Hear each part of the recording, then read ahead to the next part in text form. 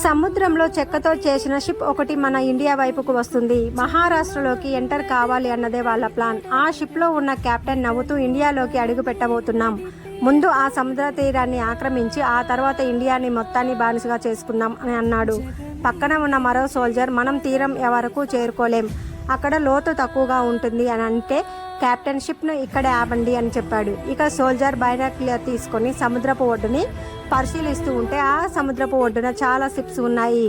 ఆ షిప్స్కి ఎదురుగా ఒక వ్యక్తి నిల్చొని ఉన్నాడు. అది చూసి ఆ సోల్జర్ ప్రాణభయంతో పరిగెత్తుకుంటూ వెళ్ళి కెప్టెన్తో ఇలా చెప్పాడు. ఆ షిప్స్ ఎవరివి అని అడిగితే ఆ సోల్జర్ ఇలా చెప్పాడు. చావును ధిక్కరించే సుల్తానులాగా గాయం చేసే కత్తుల మీద నడుచుకుంటూ గుండె లోపల పుట్టే భయాన్ని పక్కకు తోసి వేటగాళ్ళనే వేటాడే మహా వేటగాడు మరాఠా సామ్రాజ్య చక్రవర్తి శివాజీ మహారాజ్ అని చెప్తాడు. ఛత్రపతి శివాజీ మహారాజ్కు జై.